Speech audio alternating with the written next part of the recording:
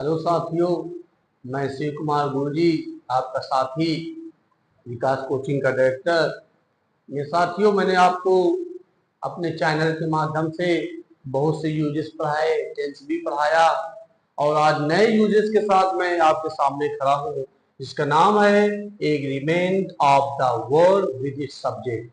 याद रखिएगा, agreement of the word with its subject mean that कि सहमति वर्ब की सब्जेक्ट के साथ, अर्थात किस सब्जेक्ट के साथ हमें किस सहायक क्रिया का प्रयोग करना है। मेरे साथियों, मैं आपको agreement of the verb with इस सब्जेक्ट के बारे में आपको मैं बताऊंगा।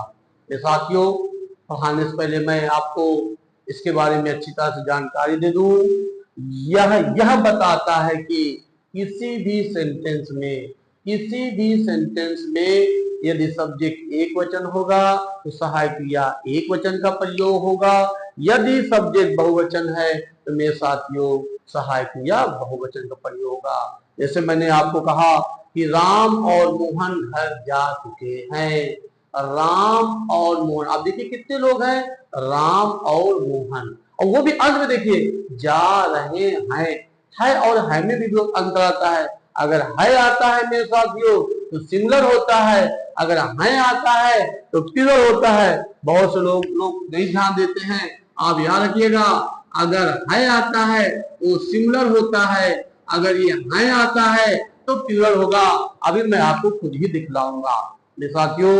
और एग्जांपल दे दूं, जैसे मैंने कहा कि सीता और गीता मेरे घर में खाना खा रहे हैं। अब आप बताइए, जब मेरे घर में कितने लोग हैं, दो लोग हैं, दो थाली चाहिए, दो लोगों के लिए गिलास चाहिए, दो लोगों के लिए भोजन चाहिए, दो लोगों के लिए चाहिए नहीं चाहिए मेरे साथियों। तो ऐसे स्थिति में हम सहायक क्रिया बहुवचन का प्रयोग करते हैं, याद रखिएगा। अब कभी कभी क्या होता है कि दिखाई तो पड़ता है कि दो लोग हैं, लेकिन अगर हम उसके बारे में विचार करें, विमर्श करें और देखें तो एक होता है। किस प्रकार, मैं आपको एग्जांपल द्वारा समझाना चाहता हूं, फिर धीरे धीरे मैं आपको वन बाय वन स्टेप करते हुए सारी चीज का विस्तार करते हुए चलाऊंगा। जैसे मैं आपको बताऊं कि जैसे मैं एक स्कूल में गया और वहां देखा कि एक चपरासी था जो फूलों में पानी लगा रहा था। मैं उस चपरासी के पास गया, मैंने कहा भैया मुझे प्रधानाचार्य जी से बात करना है। तो कहा साहब आप बैठिए, मैं अभी जाता हूँ प्रधानाचार्य जी को बुला करके मैं आता हूँ। फिर वो गया अंदर और जाने के बाद एक ड्रेस बदल के आता है। वो फिर मुझसे कहता हाँ बताइए, मैं ही प्रधानाचार्य हूँ। अब देखिए कैसे स्थिति बदला कि एक ही इंसान चपरासी का भी काम कर रहा था और प्रधानाचार्य का भी काम कर रहा था।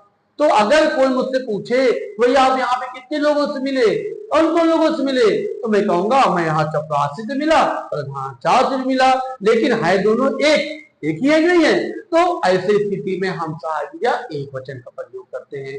ऐसे कुछ चीजें ऐसी होती है जो पार्ट उसके दो होते हैं लेकिन दोनों पार्ट मिलाकर के एक होता है। जैसे बैल और गाड़ी, बैल और गाड़ी दोनों मिलकर के एक होता है, अलग अलग हो जाएगा कोई मतलब नहीं होगा।